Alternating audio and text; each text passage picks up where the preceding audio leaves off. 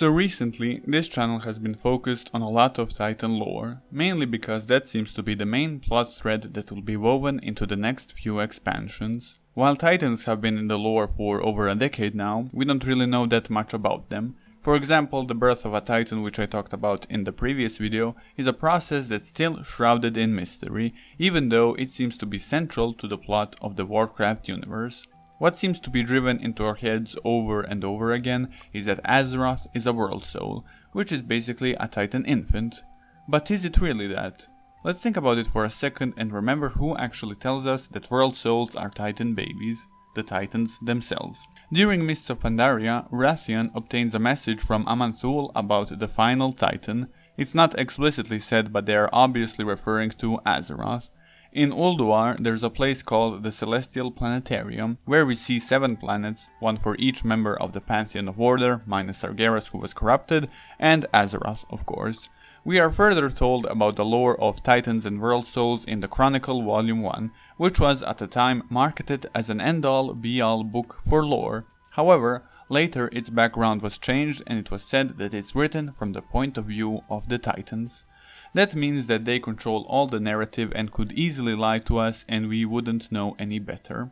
All 3 previous examples are just clever deceptions by the Titans, so while the previous video was a more generous look at Titans and their intentions, in this video we will talk about how the Titans may be malicious, at least as malicious as the other 5 cosmological forces are shown to be at times. In the Warcraft universe we know of 6 cosmological powers so far. There might be a 7th one which stands in opposition to the 6, but that's not the topic of today. We got life, death, light, void, order and disorder. At the center of them all is reality. This is where we are.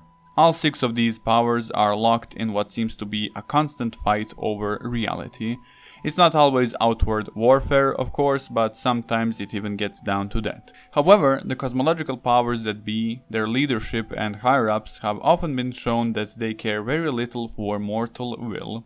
Xe'ra, an elder Naru who could possibly even be the Titan equivalent in the realms of light, has been shown trying to force her prophecy upon Illidan. The light is generally regarded as a morally good faction, but this was obviously anything but that. The Void imposed their curse of the flesh upon titanic creations, leading to creatures such as humans, dwarves, and gnomes. In a way, even though they were created by the Titans, it was the Void Lords who gave humans, dwarves, and gnomes qualities that make them mortals. Titans are not their sole creators, they are just a parent, the other parent being the Void. How is what the Void did with the curse of the flesh any different to what Xe'ra wanted to do to Illidan? Why is the Void even considered a bad force, at least in comparison to the other 5? They did send out old gods to take Azeroth over, but that's kind of what the Titans did with the Watchers as well. Why is having the Titan Keepers and Titan facilities around so much different than having old gods burrowed deep, quote-unquote, corrupting Azeroth? A logical answer to this would be that it's because Azeroth is a Titan, more specifically a World Soul, and that the other Titans are keeping her safe, while the powers of the Void would corrupt her for their own, quote-unquote, evil intentions. But again, this is just what we are told by the Titans, and we just assume that they are telling the truth. Titans might start out as world souls, that might not be a lie, but we don't really have solid evidence that a world soul would naturally grow into a Titan without any interference. However, let's think about it. If the old gods managed to corrupt Azeroth's world soul, she might have been born a Void Lord, or I guess a Void Lady. If you infuse a creature with enough of a type of magic, it becomes a creature of that type of magic. That's why Argus, who was infused with death magic, was sent to the Shadowlands upon death. The Titans could be the ones infusing Azeroth's world soul with arcane magic, so that they would make her a being of order by using Azeroth's ley lines. Ley lines are thought to be literal veins for the arcane magic that acts as the blood of Azeroth.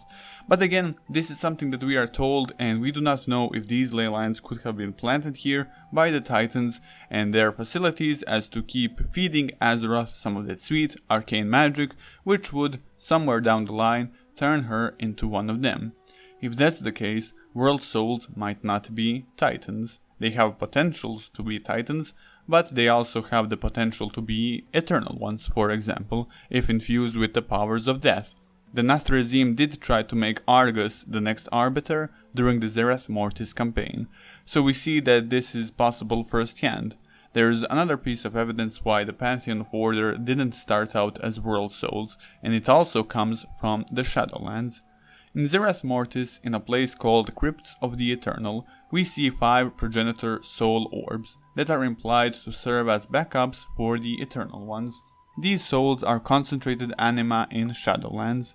The Eternal Ones are wholly made in the Shadowlands, while we are told that the Titan souls, the World Souls, are born in reality, which doesn't really make any sense if you think about it, considering they are beings of order. When the first ones ordered the 6 cosmological powers, they made 6 cosmological planes out of empty spaces full of all 6 types of magic. So Shadowlands was made from a bunch of anima just lying around. By that reasoning, the realms of order where Titans come from was a bunch of arcane magic just lying around that they turned into the realms of order. It would be assumed that their souls would also be created here, but we don't actually see that reflected in the lore. The lore says that they come from reality, which doesn't really make any sense. We have just been told this, and we have blindly been following the Titans because they are portrayed as the good guys, but the lore specifically shows us that even quote-unquote good cosmological forces, such as the light, are not really the good guys, and that it's not really that black and white.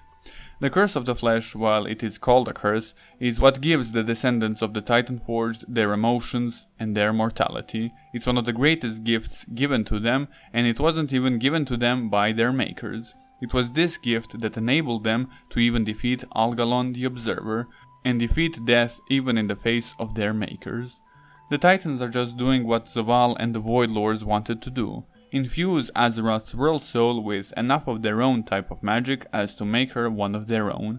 Azeroth's World Soul seems to be the most powerful thing in existence right now, except for the first ones, if they are even still around, and this is why everyone wants her. The only thing that's different with the Titans is that they managed to convince us that the World Souls are baby Titans, and we believe them. Their deception is vast. Starting from Wrath of the Lich King, where we see the 6 planets that seemingly house the World Souls of the Pantheon of Order in Ulduar, to calling Azeroth the final Titan, and of course all that stuff from Chronicle Volume 1. That only leaves a question of what is a World Soul. The only answer I can give you is that it's a powerful being native to reality, that has the potential to be turned into a creature of differing types of magic, same as with any being in the Warcraft universe. Reality doesn't really have a pantheon, there's no pantheon of reality, that we know of at least, so maybe the World Souls are supposed to be some kind of equivalent to that. The only problem is, the 6 cosmological forces keep trying to convert them to their side, and we serve one of them blindly.